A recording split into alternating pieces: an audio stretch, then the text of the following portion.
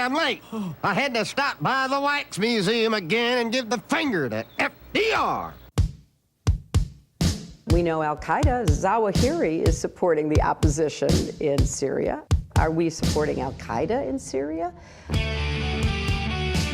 it's a proud day for America. And by God, we've kicked Vietnam syndrome once and for all. Thank you very, very much. I say it again, you've been had. You've been took. You've been hoodwinked. These witnesses are trying to simply deny things that just about everybody else accepts as fact.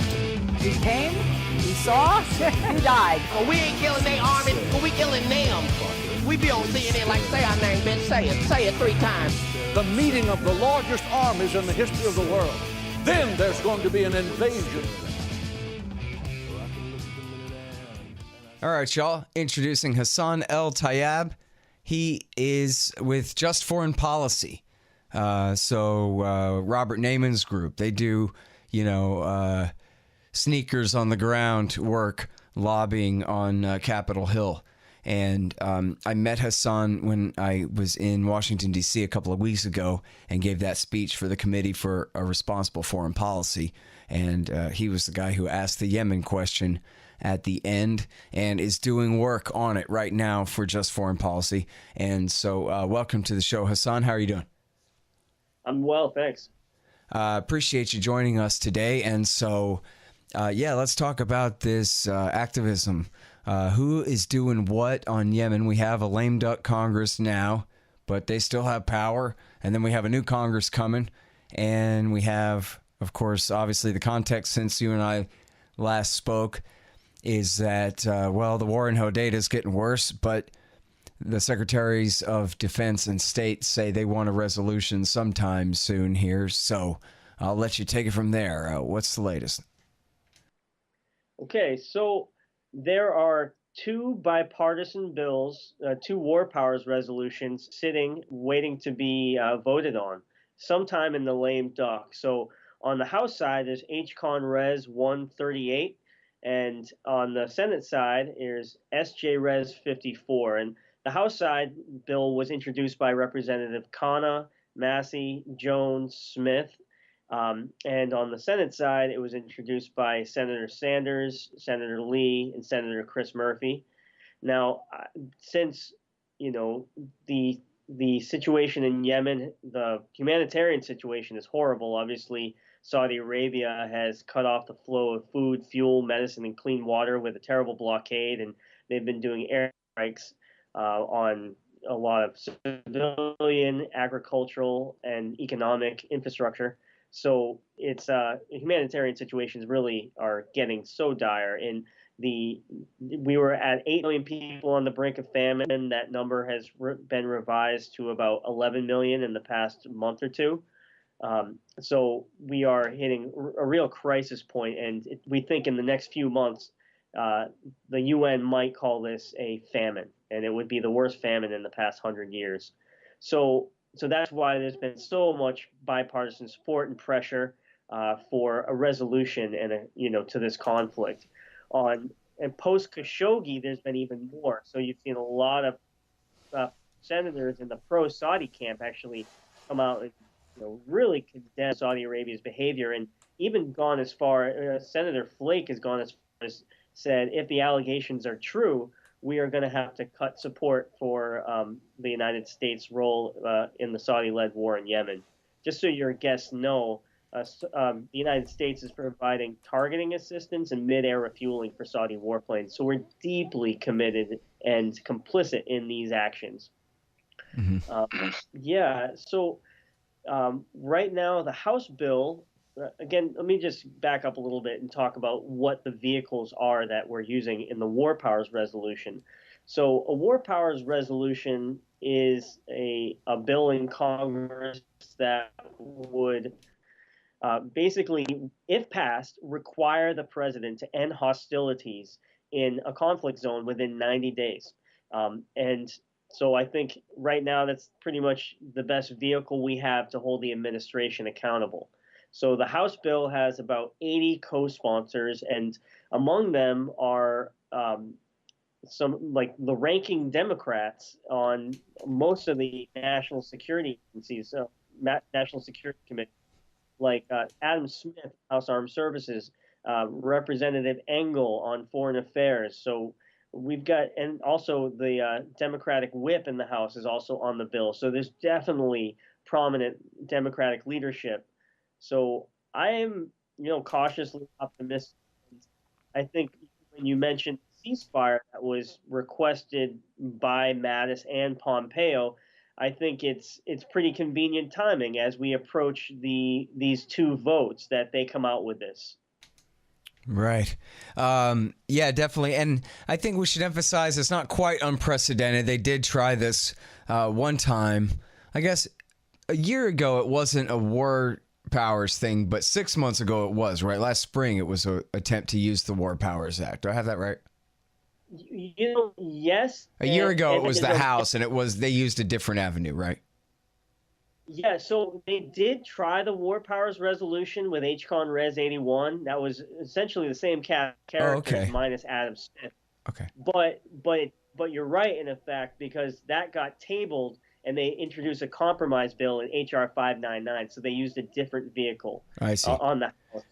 But then that's really a big deal. It should be taken as a big deal that Congress would invoke the War Powers Act for an ongoing conflict to try to force the president to stop.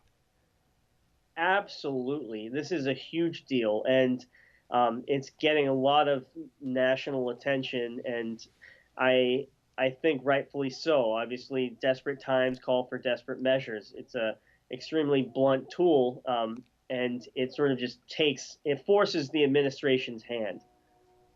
Yeah. And I think that's needed. I'm sorry, I gotta say this, and because it's important anyway. It's important to me, especially for some reason or whatever, but I think it's important for the overall thing too, is that was it your fault or is it Rand Paul's fault that he wasn't on your list of Senate co-sponsors of this thing? So it was not my fault. God dang it. Yeah, we really were trying to get him on that bill. Yeah, and he was MIA last spring too. Yes, I believe he might have some issue with the vehicle of the War Powers Resolution. So, but I'm a little unclear to exactly why. I haven't personally talked to him or his staff, but that's what I'm deducing. I think maybe this time around, I believe he actually voted the right way on the procedural vote that we had in March. I just don't think he did. Right. Yeah. No, he did vote against tabling it. Yeah. But he didn't sign on to it and help support it with the rest of the guys there. You got it. Yeah. And God dang, man. But sorry. Anyway, I think. You do have the Liberty Caucus types, right? There are anti-war right-wingers involved in both houses. Absolutely. So we've got 4 Republicans on the co-sponsoring H-Con Res 138. So 4 House Republicans, and I will throw out there that we have Representative Buck, who's actually a really prominent Republican on the Rules Committee, who's going to go to bat for us a little bit. So I think that's good. On the Senate side, we only have 1 Republican co-sponsor, but I think, I do think I think things have shifted post Khashoggi and post, the humanitarian situation getting so dire. Yeah, the bus bombing too, I think, was probably had some effect PR-wise. Oh, absolutely. They overlooked a lot of them before that, but this was one with the backpacks and the video and everything. It had that kind of made-for-TV aspect to it. Horrifying. Yeah, and and while these incidents are so horrible to see, like that one in particular, just the visuals were so awful. I will throw out there that some of the work they're doing that isn't as flashy, like bombing agricultural infrastructure, right, can do as much damage or potentially much worse. Right. Yeah, I just interviewed Martha Mundy about her new report for Tufts University about that, deliberately targeting flocks of sheep, targeting all the irrigation networks, targeting, grain silos, targeting all of the infrastructure of basic farming, food production, and distribution, quite deliberately a war of genocide, and all under the American government's umbrella, as you said. It couldn't happen without American participation in the care and maintenance of the jets and all the rest of it. Yeah, within probably 24 hours, if the U.S. cut support, the whole Saudi military could be grounded. Yeah, totally agreed. Yeah, no question about that. I don't think. And the UAE would have to withdraw all their mercenaries and whatever too, including Al-Qaeda. And so now here's my thing. I know this stuff is too complicated for the average congressman or senator, but I think maybe if you can make it simple enough for them that they can kind of get it on the first try and really kind of have an effect on, like, make their eyes open a little wider for a second, that like, hey, you know how we're taking the Saudi side against these Shiite guys because Iran and this and that over there? Well, the thing is, remember how it was already the case that there was Al-Qaeda in the Arabian Peninsula. Remember we were fighting them? Well, guess what? That's whose side we're on now against the Houthis, see? And so I think if it's easy enough for like even a Republican congressman or senator to go, oh, I see. So Al-Qaeda and Saudi being on the same side, I guess that does make sense, right? A little bit, huh? Something that like, hey, I know you don't mean it, but this war is treason. We can't do this. I mean, what are we doing? We're fighting. We got Al-Qaeda is joining the UAE ground forces fighting in the battles with American air cover. I mean, this is crazy. And anyway, I think it's so crazy and so simply crazy that maybe you could even really get them on that basis. That like kind of even whisper it to them like, listen, it's not deliberate treason, but it's just, in effect, look at whose side we're on here, guys, I bring that point up at every single lobby visit I go on. And I've been on quite a few on this one particular bill. I drop off an AP article published August 7th of 2018 that basically points to exactly what you just said. And that is a really good counter narrative to what they throw at us, which is usually like, well, the Houthis are, they're supported by Iran. And I say, well, Al-Qaeda actually attacked Americans on American soil. The Houthis have never done that. Yeah. Well, and you know what, too, man? You could quote Ronald Reagan when he was talking about Lebanon, saying that it's foolish to get involved in Middle Eastern politics because it's all just too complicated and too irrational, and you can't really predict whose side you're accidentally helping. When you think you're doing one thing, you actually end up doing something else. The great Ronald Reagan said, hey, be careful about screwing around over there, especially, with ground forces and this level of air involvement and side picking between these different countries. Yeah, and I think that's what you say rings really true, and I wanted to actually just segue off onto the left-right coalition we're building in a time of extreme partisanship. This is an issue where I think we could potentially bring folks from both sides, and we've definitely got progressive and Republican co-sponsors, like Tea Party folks, but even in the grassroots, I'm in lobby visits sometimes with in defense of Christians or Freedom Works or Defense Priorities. I just had a meeting with some folks affiliated with the Koch network. So there are a lot of people that, regardless of the other differences we might have, we can come together on this common sense issue. Yeah. Well, and not just common sense, but the most important emergency, right? Right. Of all of our wars that are going on right now, this is the very worst one, absolutely, against the most helpless people. And so, it's not just common sense that we should all agree on it, but it's absolutely necessary that we can put aside everything else to agree on it. Exactly. So, Yemen can't wait. The humanitarian situation is dire. And, like I said earlier in our discussion, in about months, if things on the ground do not get better, and like there are about 500,000 people that just have been evacuated from the port of Hodeidah, and that is the lifeline for 14 million Yemenis. So if things don't change and get better very quickly, we could see potential some mass casualties in the range of 4 to 8 million people within 6 months. Hey, real quick, the best ways to donate to the show are patreon.com. $5 a month will get you keys to the Reddit group. $1 per interview will get you 2 free audiobooks from Listen and Think Audio. And then if you want to donate at scotthorton.org/donate, anybody who donates $50 gets a signed book, and $100 will get you a QR code silver commodity disc or a lifetime subscription to Listen and Think audiobooks at listenandthink.com. And yes, I take all your digital currencies and all that too. So there you go. Find out all about that at scotthorton.org/donate and patreon.com/scotthortonshow. Well, and of course, I actually just talked with Andrea Carboni from ACLA Data about, and they're only counting the violent combat deaths.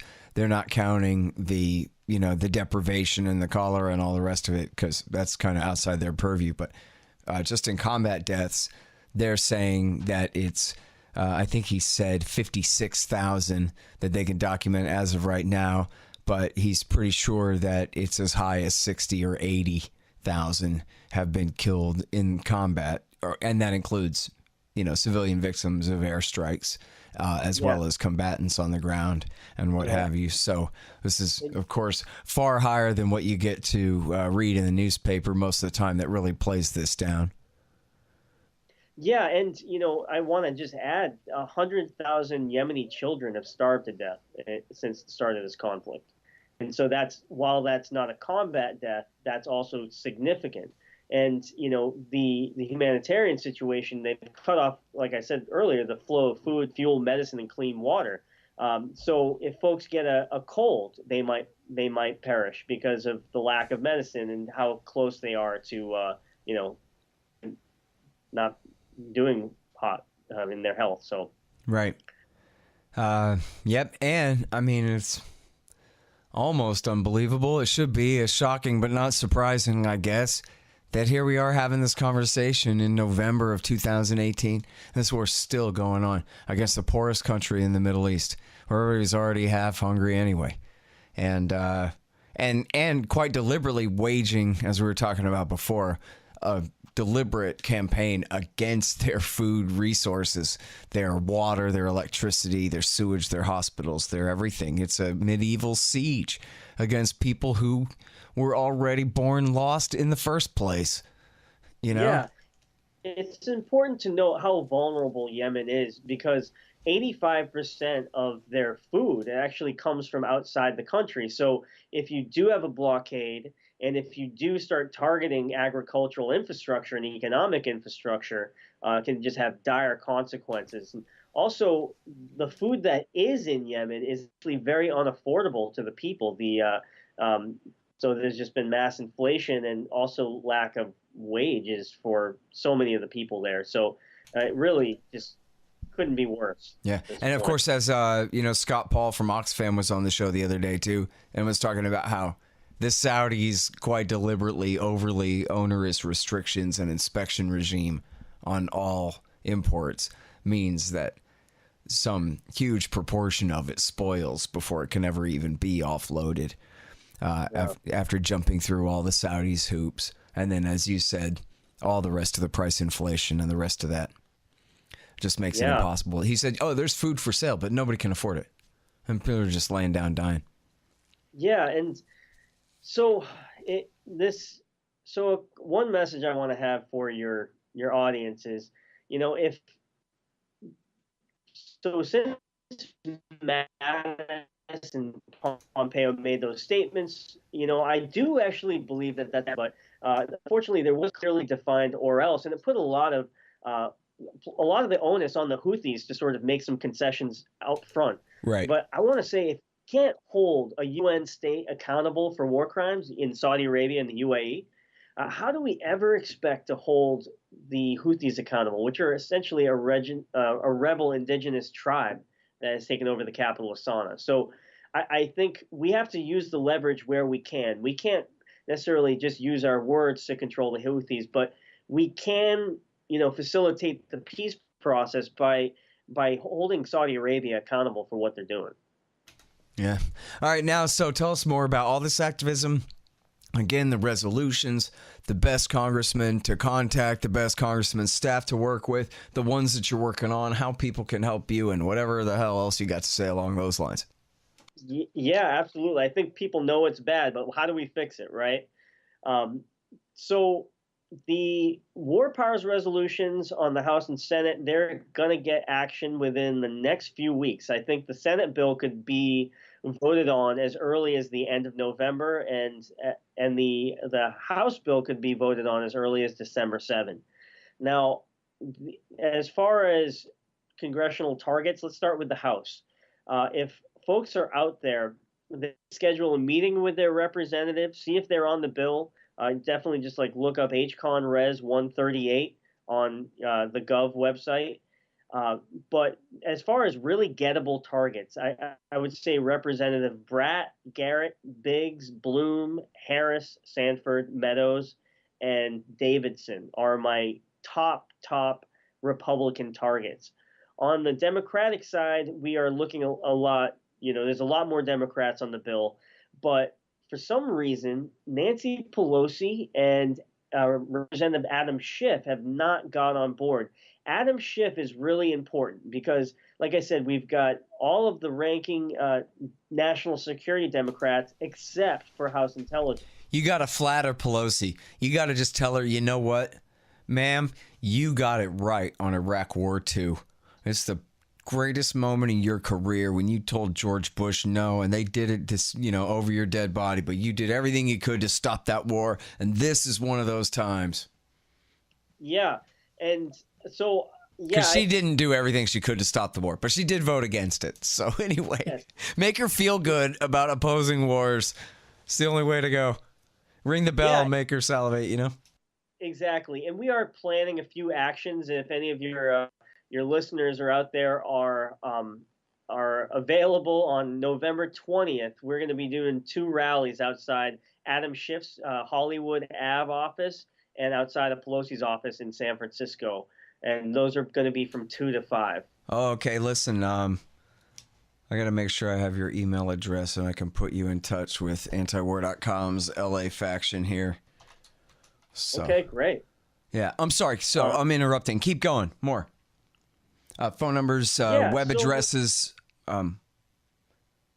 coalitions, organizations. Another thing, the quickest, I think the easiest way to go if you don't have time to go to a rally or schedule a lobby visit is just simply call your representative and tell them, support any legislation that would end U.S. involvement in the Saudi war in Yemen.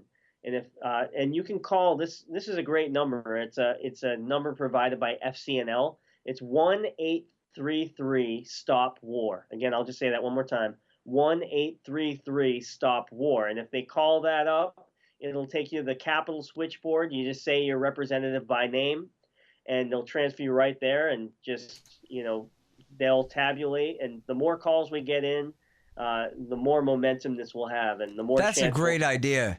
Having that one number that forwards people onto their own congressman. I like that. It's super easy to remember, and then it also helps us keep track. In that Senate battle, we got, I think, 20,000 phone calls on that one hotline alone. So it was great to be able to track that. Mm-hmm. And, listen, I think it should be reiterated that a lot of people are anarchists and don't believe in the system at all. And I don't think that believing in the system at all is required for participating in it, because it's all we got. And we have the world's greatest emergency right here. And so the priority is to do everything we can to get the people who have the power to stop it. What else is there to argue about? But it's worth bringing up because I'm not trying to make Democrats out of people. But I think that no matter who you are, that this is something that we can do, is have a marginal amount of participation in this debate. And all the people with power are bad on it, or almost all the people with power are bad on it. It takes the American people to be good on it and force this issue. I think you may have seen the headline where MSNBC didn't say the word Yemen once for a year solid. Can you believe that? A year they didn't cover it once. And so, but you know who did is a lot of regular American human beings who refuse to put up with this and are doing everything they can. So, you know, that's the thing, man. People gotta be able to participate in something. It doesn't imply consent necessarily. You know, it just says this is what we have as an opportunity to do. Yeah, just, you know, call them up, give them a piece of mind. And, yeah, you know, I think that's important. It doesn't mean you have to support everything that they do. It's just, you know, call them up, give them an earful. Yeah. And say that these war crimes that we're supporting in Yemen are just not okay, and we need to act right now. Yep. All right, man. Well, okay, again, that number's 833-STOP-WAR to call your congressman. So that's a good one. And make sure to catch him at a good, reasonable business hour and that kind of deal. And then Just Foreign Policy, I think it's just justforeignpolicy.org is the URL there, right? Exactly. And any other URLs or phone numbers? Oh, the resolutions again, everybody. HConRes 138 and Senate Resolution 54 are the ones that we want to support here. And then any other URLs or phone numbers you want to mention here? Yeah, sure. It's Senate Joint Resolution 54. But yeah, just, you know, keep the pressure on. And I think they, you know, they got everything they need to know right now. Okay, right on. Okay, well, thank you, Hassan. Really appreciate it. Hey, peace, y'all. Okay, guys, that's Hassan El-Tayyab. Sorry. And he's working with Robert Naiman at Just Foreign Policy over there, you know, kicking in senators' doors and congressmen's doors and trying to get them to listen to reason on this. And they could use your support, so do what you can. All right, y'all. Thanks. Find me at libertarianinstitute.org, at scotthorton.org, antiwar.com, and reddit.com/Scott Horton Show. Oh, yeah, and read my book, Fool's Errand, Time to End the War in Afghanistan, at foolserrand.us.